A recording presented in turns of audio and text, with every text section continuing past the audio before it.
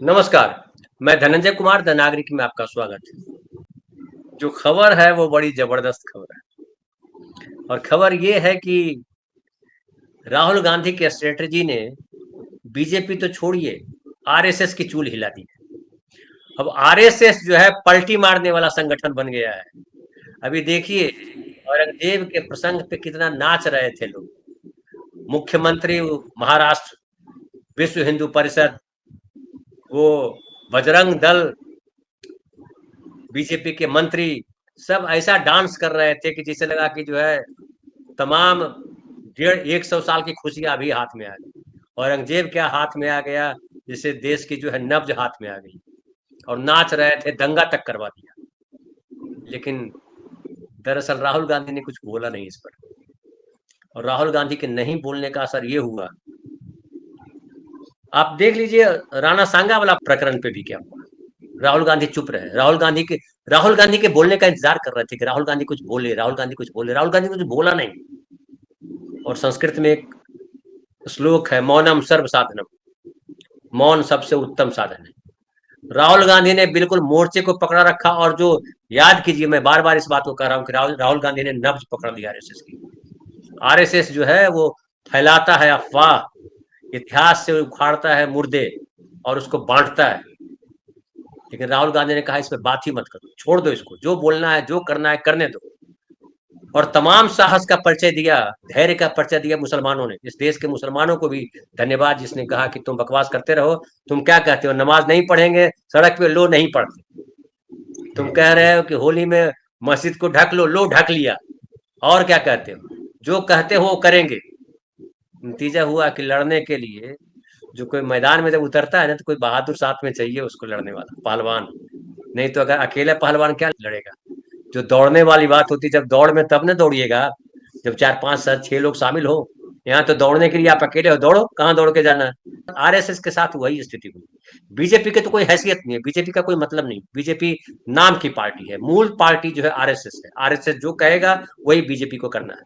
वो नड्डा हो, प्रधानमंत्री हो, अमित शाह हो या कोई और, बाकी की क्या हैसियत है। यही 2 4 लोग हैं जिनकी हैसियत है।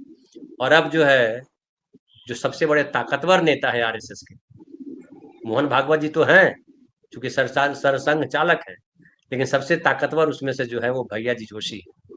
और भैया जी जोशी ने जो बयान दिया है, वो बयान बताता है कि आरएसएस को समझ में आ गया कि हिंदू मुसलमान इतना ज्यादा हो गया है, इतना ज्यादा हो गया कि अब जहर जो है उनके घर तक पहुंच गया है।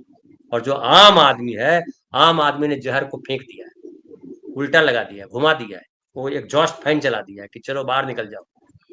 और अब जो है वो कह रहे हैं कि औरंगजेब की कब्र का विषय अनावश्यक रूप से उठाया गया है। उसका निधन यहीं हुआ था, मतलब भारतवर्ष में, इसलिए यहाँ उसकी कब्र पर मकबरा बनाया गया है। जिसकी आस्था है वो वहां जाए, किसी की आस्था नहीं है। सबसे ज्यादा आस्था आरएसएस की। मुसलमान कहीं नहीं कह रहे थे, कांग्रेस वाले भी नहीं कह रहे थे।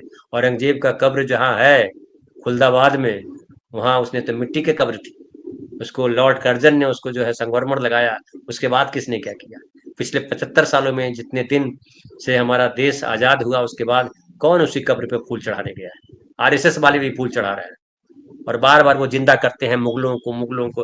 अरे जब इतिहास की बात करोगे तो मुगलों को छाड़ दोगे क्या। पाकिस्तानियों की तरफ बिहेव कर रहे हैं। पाकिस्तान का इतिहास जो है बिना हिंदुस्तान के, पाकिस्तान का इतिहास है। पाकिस्तान अगर कहे कि हिंदुस्तान को हम काट देते हैं, हम इतिहास बनाएंगे, क्या इतिहास लिखेगा पाकिस्तान, क्या इतिहास है पाकिस्तान का। वही इतिहास आरएसएस का है, क्या इतिहास है। अगर आप मुगलों को हटा दोगे तो राजपूतों को हटाओ। तो राणा सांगा के साथ जब मुगलों का इतिहास जुड़ता है, तब राणा सांगा का महत्व आता है। इसलिए सही कहा था उद्धव ठाकरे, शिवाजी महाराज का शौर्य जो है तब है जब औरंगजेब। और बड़ा अच्छा डायलॉग बोला है, मैं अप्रिसिएट करता हूँ राज ठाकरे। पहली बार मैं तारीफ कर रहा हूँ राज ठाकरे, जो मनसे के प्रमुख है। आमतौर पर उनके बयान से मैं सहमत नहीं होता, हालांकि बड़े सुलझे हुए व्यक्ति हैं, लेकिन उन्होंने जो कहा, उन्होंने जो औरंगजेब की कब्र को लेकर जो सांप्रदायिक तनाव फैलाया गया, उसको लेकर के उन्होंने निंदा की और कहा कि इतिहास को जाति और धर्म के चश्मे से नहीं देखा जाना चाहिए। इससे जबरदस्त बात कोई किसी ने बोला नहीं, मैंने सुनी नहीं। कि इतिहास को कैसे देखा जाना चाहिए। राज ठाकरे को आज मैं सल्यूट करता हूँ। इतिहास को जाति और धर्म के चश्मे से नहीं देखा जाना चाहिए। काश आरएसएस के नेताओं को यह समझ में आता, नहीं समझ में आएगा, क्योंकि उनको मालूम है कि अगर हिंदू मुसलमान नहीं करेंगे तो उनकी जड़ ही नहीं, जड़ विहीन है। अफवाह पे चलते हैं, अफवाह ही उनकी सवारी है, अफवाह ही उनका भोजन है और अफवाह ही उनका जीवन है। इसलिए जो जब कहा, राज ठाकरे ने भी कहा, और जब देखा कि पूरा फ्लॉप हो गया, राहुल गांधी कुछ बात ही नहीं कर रहा है, चर्चा कैसे करें, लड़े किससे? आम आदमी भी लड़ने को तैयार नहीं, लोग तंग आ गए, लोग महंगाई से तंग, लोग झूठ से तंग है, तरह तरह के झूठ, प्रधानमंत्री से लेके मुख्यमंत्री, मुख्यमंत्री से लेके स्वास्थ्य मंत्री। परसों मैंने कार्यक्रम किया था, याद है आपको? 157 मेडिकल कॉलेज खोल दिए बिहार में। ऐसे ही तमाम तरह का। भी एक और वीडियो वायरल हो रहा है प्रधानमंत्री जी का। $8 ट्रिलियन तो हमने कर दिया है, अब जो है $20 ट्रिलियन करेंगे। $3 ट्रिलियन करने में हाफ रहे वित्त मंत्री, और 85 करोड़ लोगों को 5 किलो अनाज दे रहे हो, वो भी कांग्रेस का दिया हुआ प्रपोजल है, उसको आपने मुफ्त कर दिया, मुफ्त।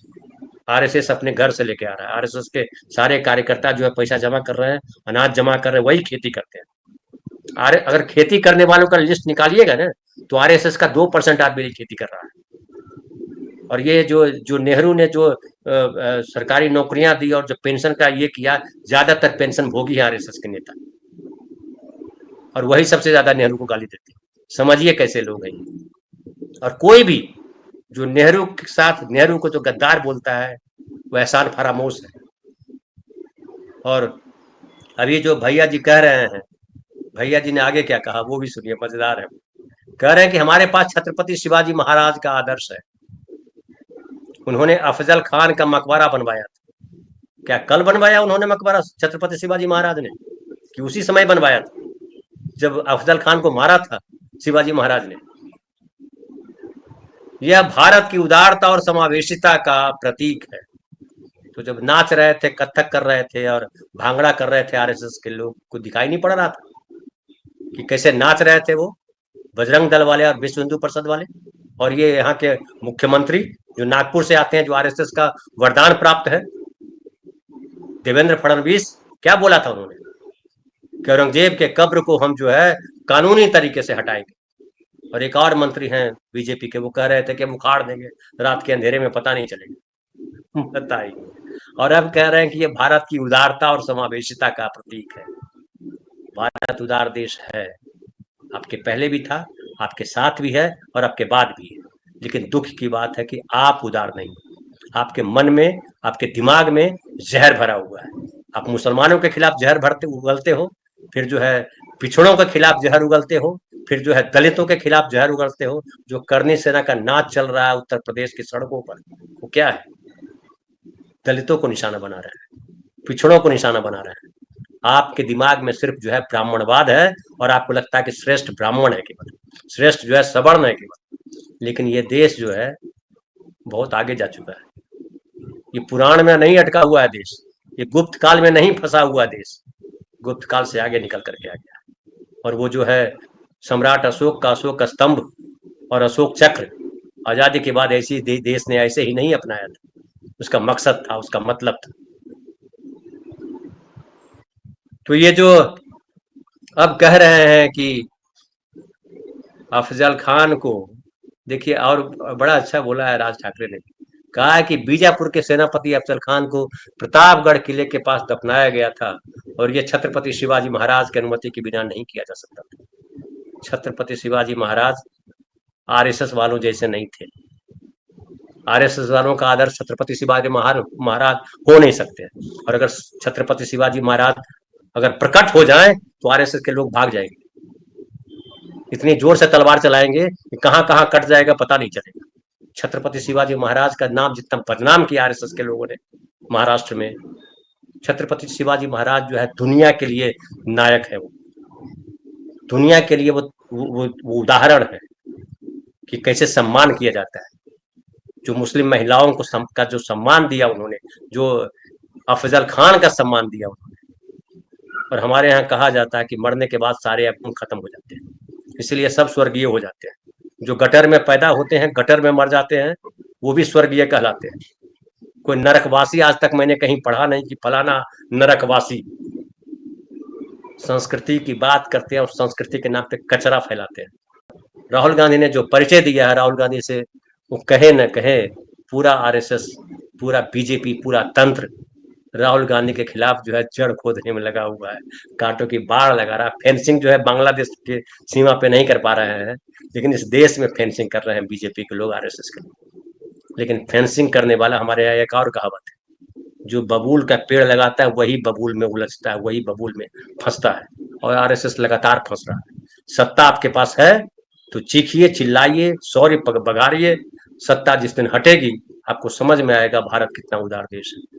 और हालांकि आप शर्मिंदा नहीं होते हो, शर्मिंदा होने का चरित्र आपके पास नहीं है, आपके पास विरासत नहीं है शर्मिंदगी का।